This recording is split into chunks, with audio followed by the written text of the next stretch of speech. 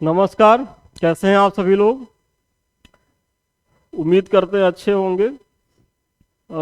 आज हम पुनः उपस्थित हुए हैं अपने यूट्यूब चैनल पर और मेंस आंसर राइटिंग प्रोग्राम के तहत, जिसमें हम यूपी पीसीएस जीएस पेपर 6 से प्रश्न कराने वाले हैं। और इसमें आज का जो हमारा प्रश्न है, उत्तर प्रदेश राज्य वन नीति 2017 की आवश्यकता क्यों पड़ी।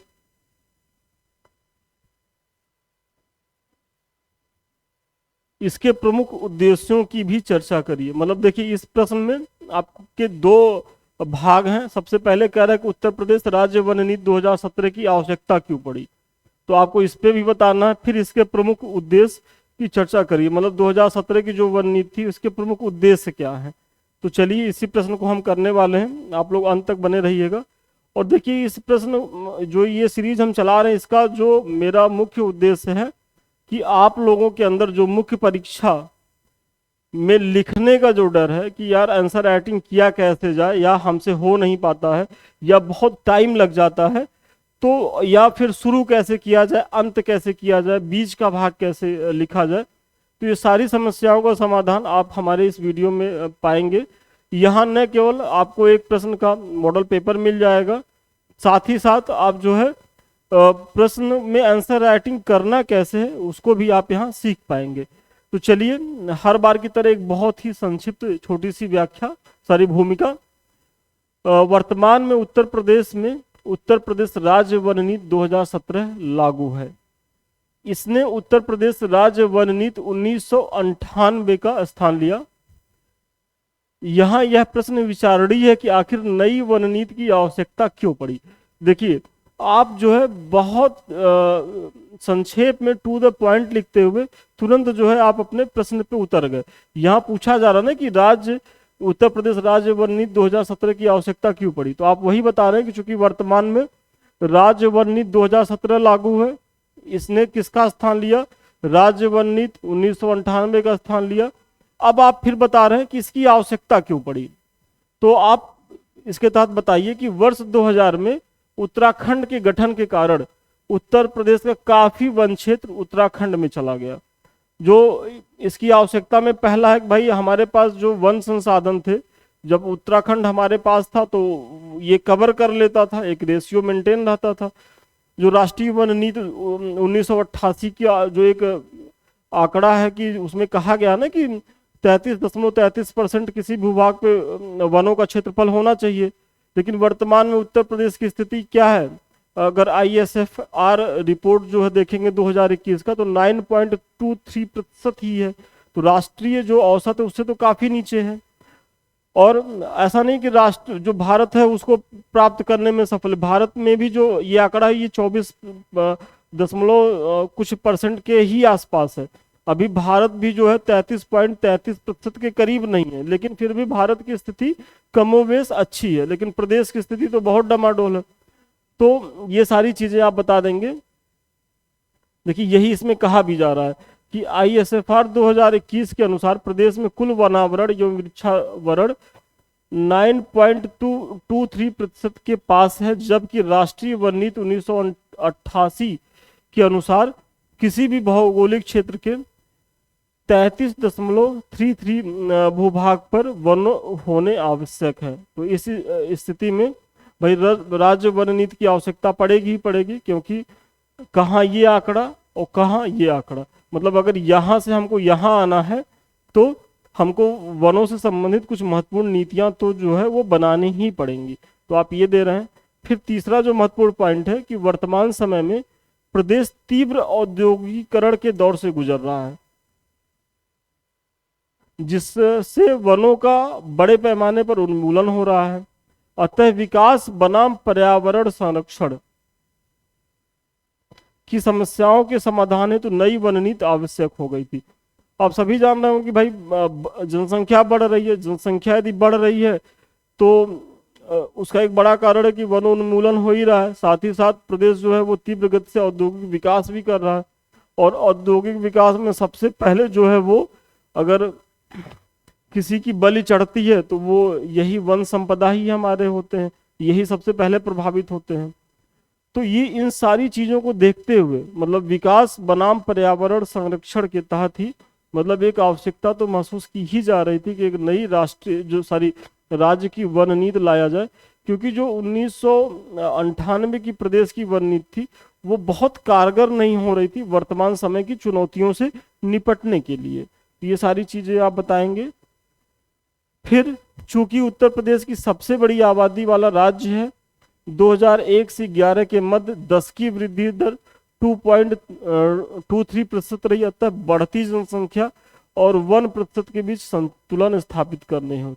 मतलब जो अगला आप पॉइंट बता रहे हैं कि मतलब भाई 2017 के जो प्रदेश की जो वन नीति लाई की उसकी आवश्यकता क्यों पड़ी, तो बढ़ती जनसंख्या, क्योंकि यहाँ जो 10 की वृद्धि दर देख रहे हैं 20.23% है। तो इतनी बड़ी जनसंख्या को भोजन उपलब्ध कराना, स्वच्छ पर्यावरण उपलब्ध कराना अपने आप में एक बड़ी चुनौती है, और जब तक इसके लिए हम कोई कारगर रणनीति नहीं बनाएंगे, एक रणनीति के तहत काम नहीं करेंगे, तब तक हम इन चुनौतियों से निपट नहीं सकते। और इन सभी चुनौतियों से निपटने के लिए यदि जो हमारी पहले की प्रदेश की वन नीति थी 1998 वाली, वो बहुत कारगर साबित हो नहीं रही थी। इन सम्मिलित कारकों के समाधान हेतु जो है राष्ट्रीय वन नीति 2017 को लाया गया। राज्य की 1/3 भूमि को वन एवं वृक्षारोपण क्षेत्र के अंतर्गत लाना, जिसके लिए ऊसर परती बीहड़ खादर। अच्छा, अब तो ये खैर आगे आ गया।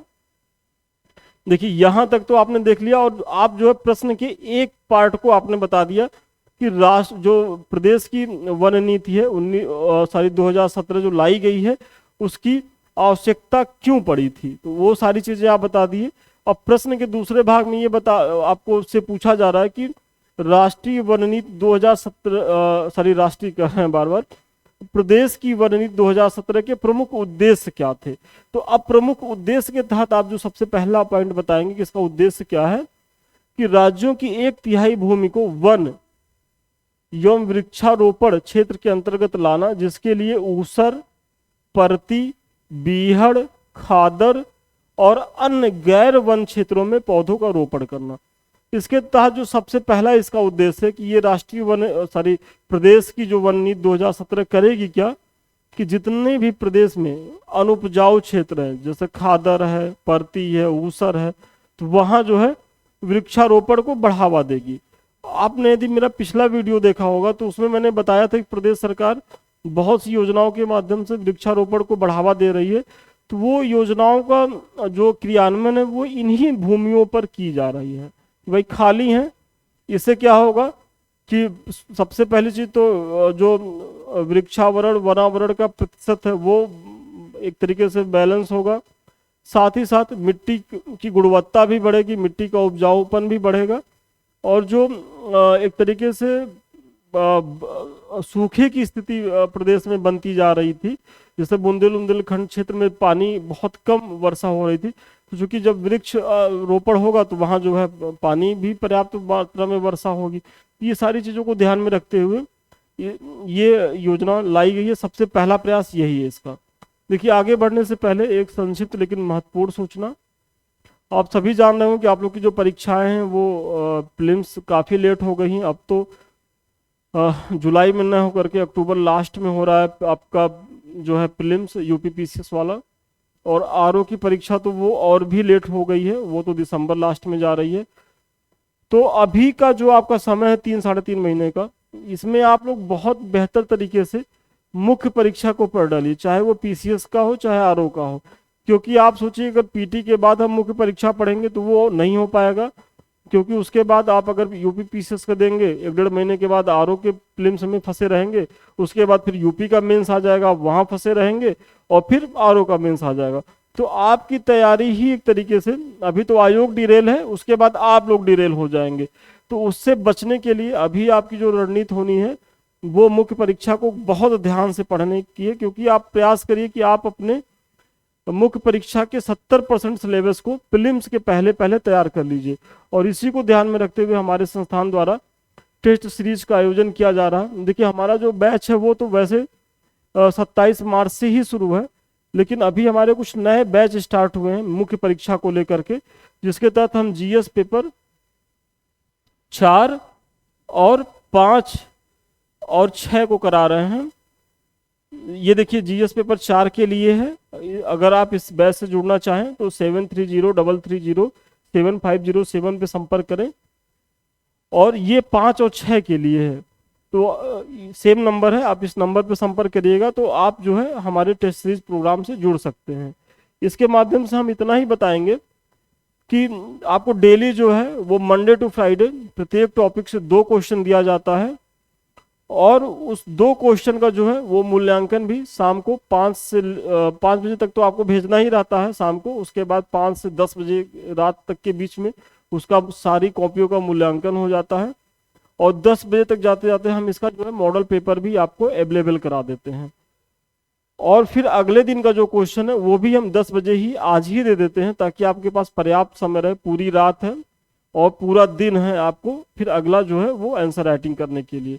तो आपको पता भी नहीं चलेगा और कितने आसानी से जो है आपका पेपर तैयार हो जाएगा। अभी हमारे साथ जिन बच्चों ने मार्च लास्ट में जुड़े होंगे, अब सोचिए कि उनका अप्रैल मई अभी जून आया भी 2 ही महीने में, मतलब 2 4 6 क्लास अभी और चलेगी, मतलब 2 सवा 2 महीने में उनके यूपी पीसीएस जीएस पेपर 5 और पेपर 6 उनका कंप्लीट हो गया। तो अब सोचिए यदि मुख्य परीक्षा में आप जाएंगे, वो जाएंगे, तो वो तो आपसे लीड लेके ही रहेंगे, क्योंकि वो पहले से ही अपनी तैयारी एक रणनीति के तहत काम कर रहे हैं। तो यही काम आप भी करिए। और देखिए प्रॉपर वे में हमारे यहाँ मूल्यांकन होता है कॉपियों का। देखिए ये सब जो चेक की गई हैं प्रॉपर कमेंट किया जाता है, ऐसा नहीं कोई खाना पूर्ति नहीं है, क्योंकि मेरे द्वारा ही चेक की जाती है। तो जो भी आप लोगों की कमी है वो बताई जाती है, और साथ ही साथ हमारा इस तरीके से मॉडल पेपर भी सेम डे ही अवेलेबल करा दिया जाता है, ताकि आप अपनी कमी को जो हम बताएं उस पर तो सुधार करिए ही करिए, मॉडल पेपर से और सहयोग लें। और फिर ग्रुप में बहुत से अच्छे बच्चे आंसर राइटिंग कर रहे हैं, तो आप जब उनसे उनकी कॉपी देखेंगे तो आपके अंदर भी एक सुस्त प्रतिस्पर्धा आनी चाहिए कि यदि वो 12 अंक के प्रश्न में 6 नंबर, 6.5 नंबर, 7 नंबर तक पा रहे हैं, और आप अगर 2.5-3 नंबर तक पा रहे हैं, तो वो जो आप दोनों लोगों के बीच का जो गैप है वो कैसे लिख रहे हैं कि वो इतना अंक पा रहे हैं, और आप कैसे लिख रहे हैं कि आप इतना कम पा रहे हैं, तो वो सब चीज़ें आप वहाँ सुधार कर सकते हैं। तो चलिए सूचना समाप्त हुई, अब आते हैं प्रश्न के अपने अगले भाग पे। देखिए हम प्रदेश की जो वन नीति 2017 है उसकी चर्चा कर रहे हैं। तो उसके तहत जो हमारा अगला पॉइंट है, वनों एवं जैव विविधता का संरक्षण, उनका विकास तथा वैज्ञानिक प्रबंधन करना, जो इसके उद्देश्यों में है दूसरा। फिर कृषि वानिकी एवं सामुदायिक वानिकी के तहत हरित गलियारे का विकास करना तथा कृषकों की आय बढ़ाने का प्रयास करना। जो प्रदेश की जो वन नीति 2017 है उसका जो अगला पॉइंट है उद्देश्यों के तहत, ये आप बता दीजिए। फिर वनवासियों तथा स्थानीय समुदायों को वन संसाधनों संबंधी अधिकार प्रदान करना, जिससे उनका जीवन स्तर बेहतर हो सके। देखिए इस वन नीति में जो एक महत्वपूर्ण काम किया गया है कि जो वन में रहने वाले जो वनवासी समाज के लोग हैं या आदिवासी समाज के लोग हैं, उनको वनों का स्वामित्व प्रदान करने की बात की गई है। तो इससे देखिए 2 फायदा होगा। एक तो वनवासी जो आदिवासी हैं, जिनके जीविकोपार्जन का मुख्य स्रोत ही वन है, तो उनकी आय का एक जरिया बनेंगे, और वो इनका संरक्षण परिरक्षण भी बेहतर तरीके से करेंगे। तो ये इस जो वन नीति है 2017 की प्रदेश की, उसका ये बहुत ही महत्वपूर्ण पॉइंट है। फिर इसके बाद अगला पॉइंट है कि गांव में हरित पट्टी का निर्माण तथा नदी तट के किनारे वृक्षारोपण करना, कि गांव में जो हमारी ऊसर परती वाली भूमि है वहां हरित पट्टी का निर्माण करना, और नदियों के किनारे किनारे जो है वहां वृक्षारोपण करना। और आप अपने आसपास अगर गांव गए होंगे या किसी नदियों के किनारे देख रहे होंगे, तो इस मतलब यहाँ सरकार बहुत ज्यादा प्रयास करती दिख भी रही है, बहुत से वृक्ष लगाए भी जा चुके हैं। फिर इको टूरिज्म का विकास करना, इसकी भी आप चर्चा कर देंगे। फिर पर्यावरण संरक्षण के उपायों को सांस्कृतिक मूल्यों से जोड़ने के लिए धार्मिक उपवनों जैसे नवग्रह वाटिका, नक्षत्र वाटिका, पंचवटी, स्मृति वन आदि का विकास करना। क्योंकि आप सभी जानते हैं कि हमारे यहाँ जो है धर्म की बड़ी प्रधानता है, और हम लोग बहुत आस्थावान लोग हैं, धर्म के प्रति हम लोग का दृष्टिकोण बहुत बहुत पॉजिटिव होता है।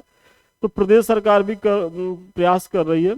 और प्रदेश सरकार क्या, ये तो हमारे प्राचीन सभ्यता में ही, आपने अगर एंशियंट एज में देखा होगा, इंडस वैली सिविलाइजेशन में, फिर आर्यों के समय में भी हम लोग वृक्षों की, वनों की उस समय पूजा करते थे, और आज भी वो परंपरा चालू है भाई। आज भी हम वट वृक्ष, पीपल वृक्ष की पूजा करते हैं, आंवले के वृक्ष की पूजा करते हैं, तो ये सारी, तुलसी जी के वृक्ष की पूजा करते हैं, मतलब सारी चीजें हैं।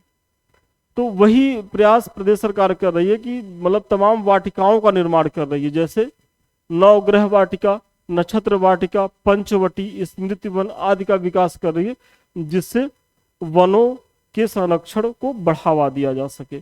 फिर राज्य के लोगों में प्राकृतिक संसाधनों जैसे वन, आर्द्र भूमियों, जंगली जानवरों आदि के प्रति भी जागरूकता पैदा कर रही है।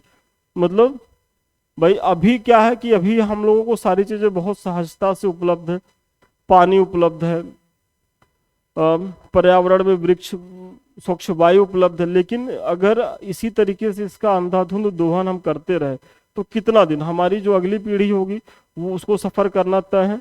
और विश्वास माने जो हमारे पूर्वज थे वो हमसे बेहतर स्थिति में इस मामले में थे, उनको और अच्छी स्वच्छ वायु मिल रही थी, स्वच्छ पानी मिल रहा था। आज स्थिति ये हो गई है, पहले लोग नदियों से पानी निकाल के पी लेते थे, कुओं से पानी पी लेते थे और एकदम स्वस्थ रहते थे। आज स्थिति ये हो गई है कि बिना आरओ के पानी को आप प्रयोग नहीं कर सकते, आप नल के पानी का प्रयोग नहीं कर सकते अगर वो आरओ द्वारा फिल्टर नहीं है। तो कहीं ना कहीं यहाँ हम विकास तो कर रहे हैं, लेकिन विकास की कीमत भी चुका रहे हैं, और वो कीमत कैसे चुका रहे हैं, इन सबों के माध्यम से।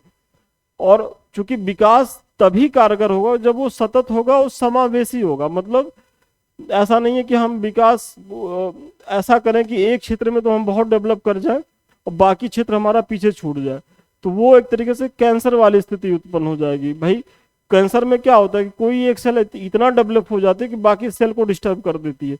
तो विकास का पैरामीटर भी वो सतत और समावेशी वाला होना चाहिए। तो वही प्रयास जो है राज्य सरकार अपने वन नीति 2017 के माध्यम से कर रही है कि वो जो हमारी आर्द्र भूमियां हैं, जो हमारी नदियां हैं, जो हमारे वन क्षेत्र हैं, उनके प्रति वो उनको जागरूक कर रही है, उनकी महत्ता को बता रही है। मतलब एक तरीके से जन अभियान बनाने का प्रयास कर रही है, और वो बहुत महत्वपूर्ण ये है भी पॉइंट। ये सारी चीजें राष्ट्रीय वन नीति 2017 के तहत प्रदेश सरकार कर रही है। फिर आदि महत्वपूर्ण उद्देश्यों हेतु उत्तर प्रदेश सरकार राज्य वन नीति 2017 का सफल क्रियान्वयन कर रही है। तो देखिए, अब आपके जो प्रश्न का उत्तर है वो यहीं तक है कि भाई राष्ट्रीय वन नीति लाने के पीछे का कारण क्या था, आपने वो बता दिया। फिर राष्ट्रीय वन नीति का उद्देश्य क्या था, ये आपने बता दिया। तो चलिए, आज के प्रश्न के माध्यम से मुझे बहुत उम्मीद है कि हम आपको कुछ सिखा पाए होंगे। यहाँ आपको कम से कम बेंस आंसर राइटिंग को लेकर के जो डर है वो कुछ हद तक कम हुआ होगा। लास्ट में ये हमारे समृद्धि आईएएस का टेलीग्राम चैनल है, आप लोग इससे जरूर जुड़िए, क्योंकि यहाँ हम बहुत सी चीज़ें आपको निःशुल्क देते हैं। डेली करंट अफेयर्स की चीज़ें आपको मिलती रहती हैं, परीक्षा से उपयोगी जो बहुत महत्वपूर्ण जानकारियाँ होती वो आपको यहाँ मिलती रहती हैं। साथ ही साथ ये हमारे यूट्यूब के चैनल हैं समृद्धि आईएएस और संदीप मिश्रा ऑफिशियल, आप लोग दोनों से जुड़िए, क्योंकि हम दोनों से ही टाइम टू टाइम जो है वो आपके परीक्षा से उपयोगी महत्वपूर्ण जानकारी को लेकर के आते ही रहते हैं। तो आप लोग दोनों को लाइक करिए, सब्सक्राइब करिए, शेयर करिए। और लास्ट में ये हमारा कॉन्टेक्ट नंबर है 7303307507। आप लोग हमारे किसी भी बैच से जुड़ने के लिए यहाँ आप संपर्क कर सकते हैं। तो चलिए, आज के लिए इतना ही, पुनः मिलते हैं नए वीडियो में नए क्लास के साथ। तब तक के लिए धन्यवाद, शुभकामनाएं। आप